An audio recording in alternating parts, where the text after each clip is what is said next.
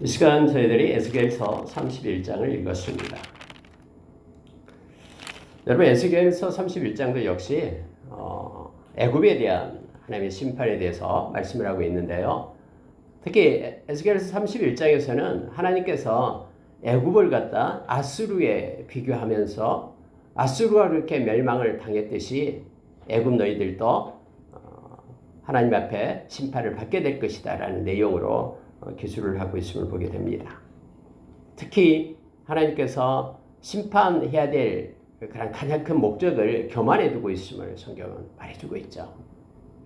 하나님께서는 베드로 사도를 통해서 베드로전서 5장에서 말씀하신 것처럼 겸손으로 허리를 동이라. 그런데 교만은 반드시 하나님이 심판한다. 그러니 다 모두 주 안에 있는 백성들은 모두 다 서로 겸손하라 하면서 말씀을 주신 것을 이 말씀을 통해서 우리가 특히 묵상하게 합니다. 이전에 말씀을 나눴듯이 하나님은 겸손한 자의 영을 살리시며 하나님과 함께 하신다라고 말씀했습니다. 겸손한 자에게는 하나님이 그를 높이시고 또 겸손한 자가 마음이 가난한 자가 되어 하나님을 부르고 하나님께 기도할 수 있는 자가 됨을 알게 합니다.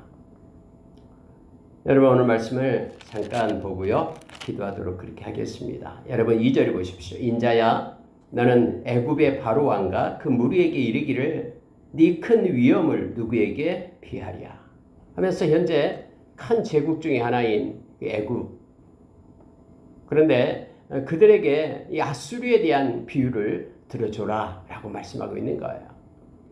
여러분, 아수르가 강대했죠. 그래서 북이스라엘이 아수르에 의해서 멸망을 당하죠. 지금 시리아를 얘기합니다. 그런데 역시 그렇게 왕성했던 힘이 있던 능력이 있던 절대로 무너지지 않을 것 같던 그런 아수르가 바벨론에 의해서 멸망을 당하게 되었죠. 그런데 역시 애굽 역시 너희들도 아수르처럼 그렇게 될 것이다라고 말하면서 아수르에 대해서 비교하고 있음을 보게 됩니다. 3절 보니까 볼지어다 아수르 사람은 가지가 아름답고 그늘은 숲의 그늘 같으며 키가 크고 꼭대기가 구름에 닿은 레바논 백향목이었느니라.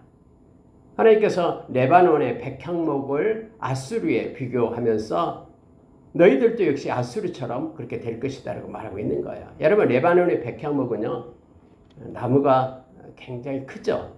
고닫습니다. 그래서 약 30m, 40m까지 올라가는 나무 크기래요. 심지어 큰 나무는 나무 둘레가 10m까지 되는 백향목으로 유명합니다. 근데 백향목은 큰 권세와 또 아름다움을 상징적으로 나타낼 때 레바논의 백향목 이렇게 사용을 합니다. 쓰고 있습니다. 장대하고 위풍당당하고 그리고 많은 힘과 영광과 권세, 아름다움의 상징으로서 레바논의 백향목을 성경에서 주로 사용하고 있음을 봅니다. 물론 성전을 지을 때도 역시 레바논의 백향목을 가지고 와서 짓기도 하고 그랬죠. 그래서 여러분, 여기서 지금 아수르를 향하여 하나님께서 레바논의 백향목이었다라고 말합니다. 가지가 뻗어 있기 때문에 많은 새들이 그 그늘에서 있었고, 큰 굵은 가지 밑에는 그 팔레스타인 지역에 막 건조하고 덥잖아요. 그늘의 가지 아래 많은 짐승들이 쉼을 얻었고, 그래서 아수르라는 나라 밑에 함께 연결된 나라들이, 그의 그늘 아래 있었던 나라들이 너무나 많았음을 우리는 잘 알죠. 북이스라엘도 계속해서 아수르의 억압 안에 있어서 조공을 바치고, 그래서 결국은 호세아 왕이 호세아 9년째에 멸망을 당하게 됩니다. 아수르에 의해서요. 자, 여러분 6절을 보십시오. 공중의 모든 새가 그 큰 가지에 깃들이며 들의 모든 짐승이 그 가는 가지 밑에 새끼를 낳으며 모든 큰 나라가 그 그늘 아래 거주하였느니라. 그 뿌리가 큰 물가에 있으므로 그 나무가 크고 가지가 길어 모양이 아름다움에 하나님의 동산의 백향목이 능히 그를 가리지 못하며 잣나무가 그 굵은 가지만 못하며 단풍나무가 그 가는 가지만 못하며 하나님의 동산의 어떤 나무도 그 아름다운 모양과 같지 못하였더라. 여러분 아수르가 그처럼 장엄하고 컸다라는 거예요. 큰 백향목 같아가지고 에덴 동산에 있었던 백향목, 하나님의 동산에 있었던 백향목, 즉 이 나라 이스라엘, 유다를 가리키고 있습니다. 단풍나무, 잣나무 이런 나무들이 견딜 수가 없었다라는 거예요. 얼마나 위대하고 컸는지 아수르가요. 근데 여러분 하나님께서는 그럼 누가 그렇게 아수르를 그렇게 크게 했냐? 하나님은 하나님의 백성을 책망하고 하나님의 백성을 훈련시키기 위하여 주변의 나라들을 그렇게 막대기로 몽둥이로 그렇게 사용했음을 우리는 너무나 잘 압니다. 그래서 성경은 분명하게 이걸 얘기해요. 9절에 보십시오. 내가 하나님이요 내가 그 가지를 많게 하여 모양이 아름답게 하였더니 이렇게 말합니다. 여러분 아수르 스스로가 그렇게 성장한 게 아니다라는 거예요. 하나님께서 아수르를 그렇게 높여주었다라고 성경은 말합니다. 내가 그 가지를 많게 하여 모양이 아름답게 하였더니 이렇게 됩니다. 그래서 여러분 오늘날 모든 열방의 모든 나라들은 하나님의 통치를 받습니다. 아니 그들이 하나님을 섬기는 나라가 아닌데요. 그래도 여러분 모든 우주 만물의 주권자는 하나님 되십니다. 그래서 우리가 아무리 패역한 시대 가운데 있고 우리 주변에 아무리 둘러봐도 하나님을 섬기는 자가 아무도 없다고 할지라도 하나님의 손은 여전히 그곳에 계시고 그래서 우리가 두려워하지 말아야 될 이유가 있음을 우리는 기억해야 됩니다. 다른 사람이 다 저렇게 하니까 나도 따라하죠. 뭐 이게 아니에요. 하나님의 백성은 99명이 그 길을 가더라도 하나님 말씀이 아니면은 우리는 그 길을 가지 않고 그냥 서는 거예요. 하나님 앞에요. 그래서 여러분 우리가 어디 외국에 나가든 어디를 나가든 모두가 다 이슬람권 안에 있든 내가 혼자 하나님을 섬기는 사람이라면 그래도 우리가 두려워하지 말할 것은 그 모든 것들이 하나님의 통치 아래 있다라는 것을 우리가 기억하길 원합니다. 아수르도 하나님이 그렇게 세웠다라고 말씀하고 있는 거예요. 그런데 문제는 뭐냐면 하나님의 동산 에덴에 있는 모든 나무가 다 시기하였느니라. 그래서 여러분 특히 하나님의 백성들이 아수르를 모방을 합니다. 아수르는 왜 그렇게 부강한 나라일까? 힘이 많을까? 그래서 아수르 신전에 가서 여기서 아수르 신을 섬겨야지만 우리가 잘 되는가? 그래서 여러분 유다 왕도 그렇고요. 거기에 가서 모방해 와서 하나님의 신전, 하나님의 성전에다가 막 다른 이상한 것을 세워놓기도 하고 제단을 바꾸기도 하고 막 그랬잖아요. 왕들이요. 이게 시기했다라는 거예요. 그래서 아수르 신을 갖다가 이렇게 수입해 와서 섬기는 거예요. 애굽도 마찬가지였잖아요. 여러분 이스라엘 백성들이 몰래 애굽의 그 신들을 갖다 섬기잖아요. 북이스라엘은 특히 단과 베델에 금송아지를 놓고요. 그게 하나님이라고 섬겼던 희란 민족 북이스라엘 하나님의 백성이었잖아요.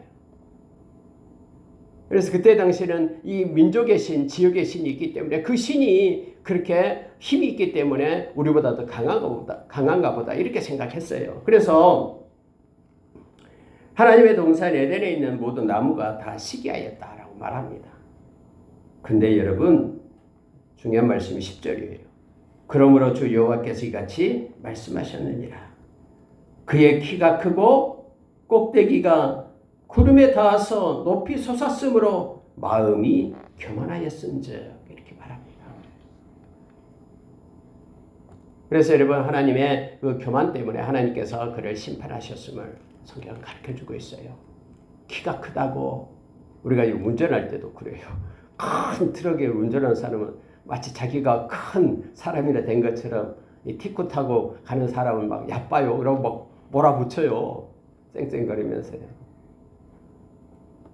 그래서 여기서 그가 힘이 있고 키가 크고 또 너무 높아서 꼭대기 구름에까지 닿았다고 그렇게 솟아올랐다고 마음이 교만해졌다라는 겁니다. 이것 때문에 하나님이 복을 주고 평안을 줄수록 더욱더 우리는 겸손해져서 더 낮아지고 하나님께 찬양하고 경배해야 되는데 이상하게 하나님이 복을 받으면 마치 자기의 능력으로 된 것이냐. 하나님이 그 손에 능력을 주고 머리에 지혜를 주어서 하나님이 행하셨는데도 하나님께 감사는커녕 자기의 공적비를 세우고 자기 이름을 높이는 그런 죄성을 가진 인간의 모습을 이 말씀 가운데서도 여전히 우리가 보게 됩니다. 자, 여러분 11절 보시기 바랍니다. 내가 그래서 하나님께서 여러 나라의 능한 자의 손에 넘겨줄지라 그가 임의로 대우할 것은 내가 그의 악으로 말미암아 쫓아내었습니다. 하나님께서 아수르를 갑자기 멸망시키는 그 이유가 있다고 말합니다. 하나님께서 내가 여러 나라의 능한 손 아래 넘겨줬다라고 얘기합니다. 그래서 바벨론의 갈대아 사람 그 족속에게 넘겨준 거예요. 그래서 다음에 여러분 바벨론, 신바벨론이 나오고 바벨론하고 신바벨론 나오고 아수르를 정복해요. 통치하게 됩니다. 하나님이 넘겨주면 여러분 역사가 그렇게 바꿔진다라는 것을 성경은 말해주고 있어요. 그가 임의로 대우할 것은 여러 능한 자의 손에 넘겨줬는데 그 능한 자가 임의로 대할 것은 하나님께서 이미 그의 악으로 말미암아 쫓아내었기 때문에 하나님이 그렇게 생각하고 정했기 때문에 역사는 그대로 펼쳐지고 이루어진다라고 하나님은 말씀합니다. 여러분 이 말씀을 지금 하고 있을 때는 이미 아수르는요 없어요. 나라가 바벨론에 이미 이렇게 정복되어서 바벨론의 땅이 되어버린 상태였어요. 그러면서 애굽에게 너를 어디에다 비유할까? 바로 아수르에 비한다라고 말하고 있는 거예요. 여전히 우리가 이미 30장에서 또 29장에서 그 교만을 우리가 보았잖아요. 나일강도 내가 만들었다. 바로왕이 내가 악언데 막 붙어있는 모든 것들을 하나님께서 그 교만을 꺾는다라고 말했죠. 다 집어서 땅에 던지고 거기서 들의 짐승의 밥이 되게 하고 또 새의 밥이 되게끔 그렇게 하겠다라고 하나님 말씀했잖아요. 어떻게 될지를 잘 모르니까 하나님께서는 역사를 통해서 비유를 하면서 그렇게 조목조목 가르쳐주고 있음을 보게 됩니다. 여러 나라의 포악한 다른 민족이 그를 찍어 버렸으므로 그 가는 가지가 산과 모든 골짜기에 떨어졌고 그 굵은 가지가 그 땅 모든 물가에 꺾어졌으며 세상 모든 백성이 그를 버리고 그 그늘 아래서 다 떠났다라고 말하고 있습니다. 한순간에 하나님께서 불어버리면은 그와 연관된 모든 것들도 멸망당하게 됨을 알게 됩니다. 이 앞전에 우리가 두로에 대해서도 동일한 말씀을 하나님이 하시고 있음을 우리가 이미 배웠죠. 해상으로 해서 해상 무역으로 인해서 부가 쌓이고 있지만 그 부가 한순간에 날아간다라는 거예요. 그래서 그와 연관된 사람들이 가슴을 치면서 통곡하는 때가 온다라고 말하고 있음을 봅니다. 결론은 바로 14절입니다. 오늘 말씀에 요점이 바로 절이 바로 14절이 되겠습니다. 이는 물가에 있는 모든 나무는 키가 크다고 교만하지 못하게 하며 하나님은 반드시 교만은 꺾습니다. 그 꼭대기가 구름에 닿지 못하게 하며 또 물을 마시는 모든 나무가 스스로 높아 서지 못하게 함이니 물을 계속해서 하나님이 공급해 준 자양물을 먹고 마시는 그 나무는 스스로 높아 서지 못하게 함이니라고 말합니다. 돌이켜보면 하나님이 공급해 주지 않는 것이 아무것도 없음을 우리는 잘 압니다. 우리가 지금 호흡하는 이 공기뿐만 아니라 마시는 물 모든 것들이 다 하나님이 주신 것입니다. 그래서 우리는 스스로 높아서 자고해서는 안 된다라고 말합니다.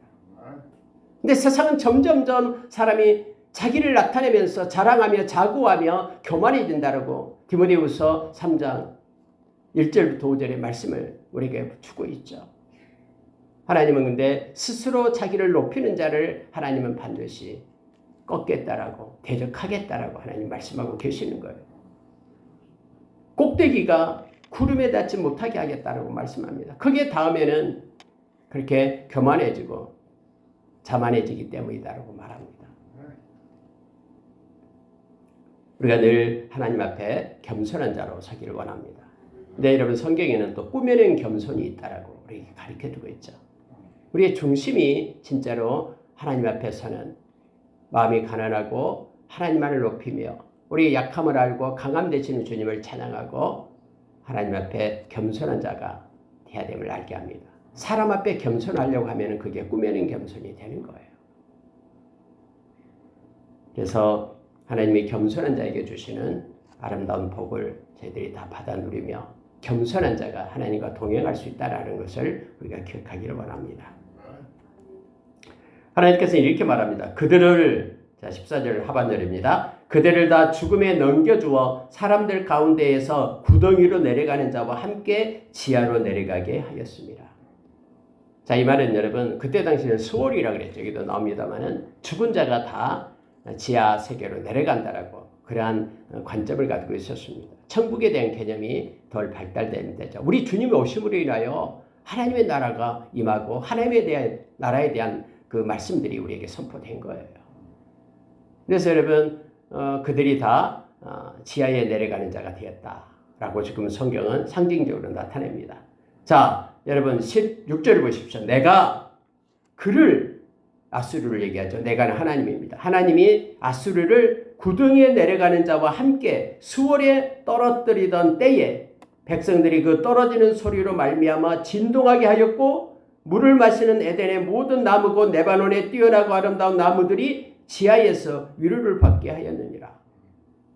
그래서 그 큰 그러한 거대한 나라가 백향목이 이렇게 쓰러지고 없어지는 것을 보면서 깜짝 놀랐다라는 거예요. 큰 진동이 일어나고 그리고 그 아수르 때문에 힘들고 어려웠던 핍박을 받았던 그들이 위로를 받게 되었다라고 지금 성경은 상징적으로 나타내고 있습니다. 여러분 히브리서 9장 27절에는요. 우리가 이 세상으로 끝나지 않는다라고 성경은 우리에게 말합니다. 반드시 하나님 앞에 심판이 있음을 우리에게 말합니다. 우리가 로마서 14장 10절의 말씀 하나님의 심판대가 있다라고 말하죠. 그때는요. 모든 것이 명백하게 드러납니다. 심지어 자기의 입이 직고하겠다라고 말합니다. 그러니까 자기가 행했던 모든 것들, 입술의 말, 마음의 묵상이 모두가 다 하나님 앞에 펼쳐진다라고 말하고 있죠. 그리고 고린도 후서 5장 10절에는 그리스도의 심판대에 대해서 우리에게 가르쳐주고 있죠. 그 심판대에서는 너무너무 무섭다라고 말합니다.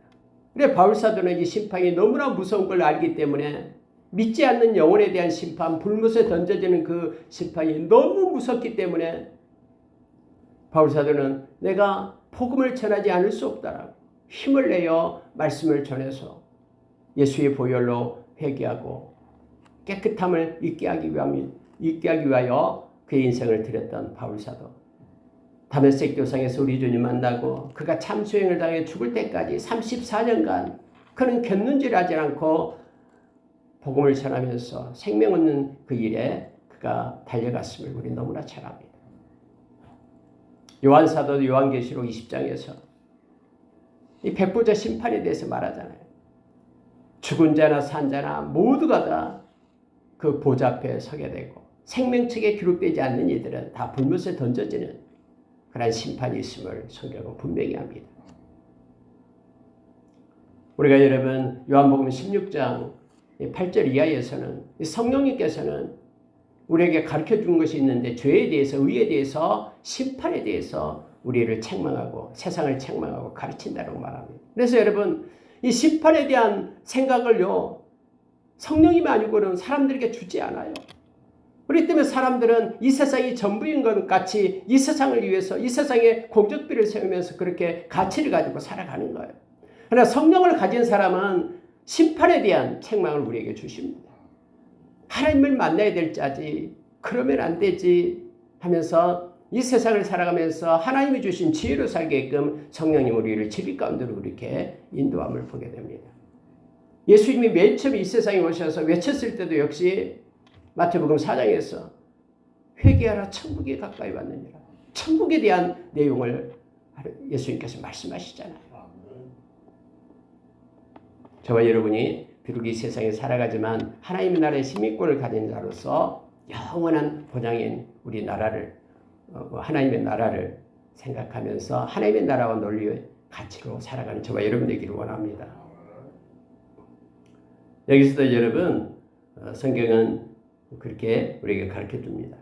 하나님께서 그를 구덩이에 내려가는 자와 함께 수월에 떨어뜨린다고 말합니다. 자 여러분 17절 18절 보고 마치겠습니다.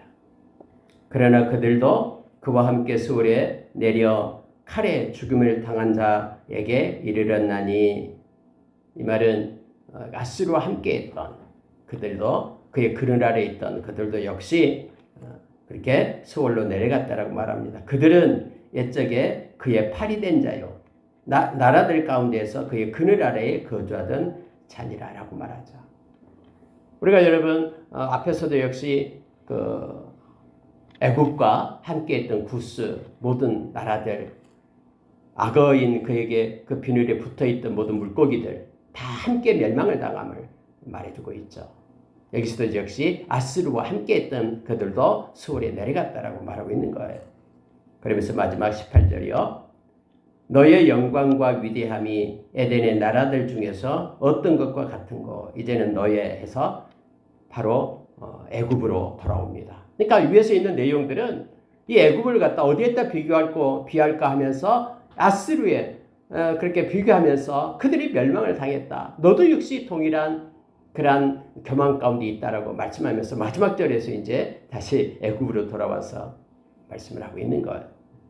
너의 영광과 위대함이 에덴의 나무들 중에서 어떤 것과 같은 것, 그러나 네가 에덴의 나무들과 함께 지하에 내려갈 것이요, 이렇게 말합니다. 너도 역시 멸망을 받게 될 것이다 라고 애굽을 향하여 에스겔을 통해서 예언하게끔 그렇게 하는 거예요. 거기에서 할례를 받지 못하고 칼에 죽음을 당한 자 가운데에 누우리라. 여러분, 할례를 받지 못한 자 이렇게 표현을 쓰고 있죠. 할례를 받지 못한다라는 것은 하나님께 속하지 않는 자를 얘기합니다.